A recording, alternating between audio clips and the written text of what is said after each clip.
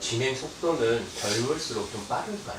이제 일반적으로 그런 얘기들을 많이 하는데 역시 일기인 경우가 초기에 아주 초기에 발견이 되면 젊은 사람이나 나이 든 사람이나 완치율은 같습니다. 그런데 진행이 많이 돼서 발견된 경우, 다시 말해서 진행이 한 3기에서 발견되는 경우를 보면 대개 젊은 사람에서의 3기에는 좀 더 세포들이 활동적이고 공격적이고 한 이런 세포를 갖는 경우가 많습니다.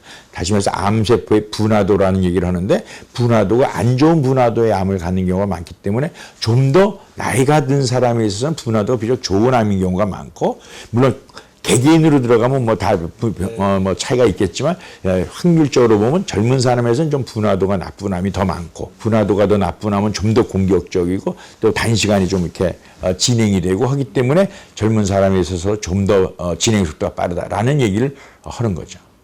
위는 이제 먹으면 늘어난다고 하는데 이제 좀 절제된 것도 늘어나. 이제 위 수술을 하고 나면 위가 다시 자라느냐, 위가 다시 생기느냐 하는 얘기는 하는데 없어진 위가 생기지는 않습니다.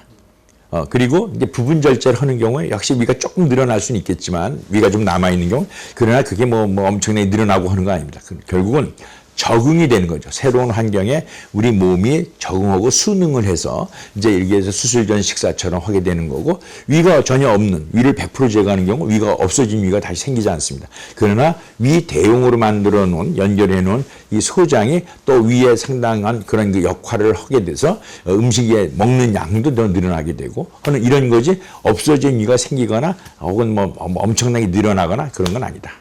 이 수술에 따른 부작용이나 뭐 후유증도 좀 있을 것 같은데. 그렇습니다. 수술이라고 하는 것은 우리 몸에 이제 칼을 대고 여러 가지 조작을 하는 이런 그 조치를 취하는 거다 보니까 역시 이제 합병증이라고 하는 건 필수 불가결한 겁니다. 그래서 합병증은 우선 뭐 우리가 마취를 하면 전신 마취를 하니까 전신 마취로 인한 그 합병증도 있죠.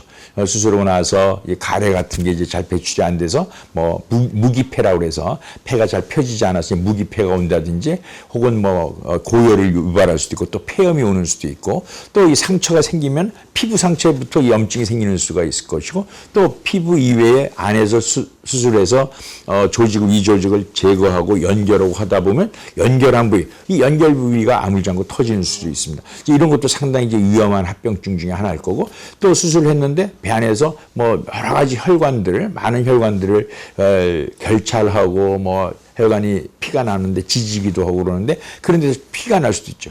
출혈이 될 수도 있고, 그래서 다양한 합병증이 이제 생길 수 있죠.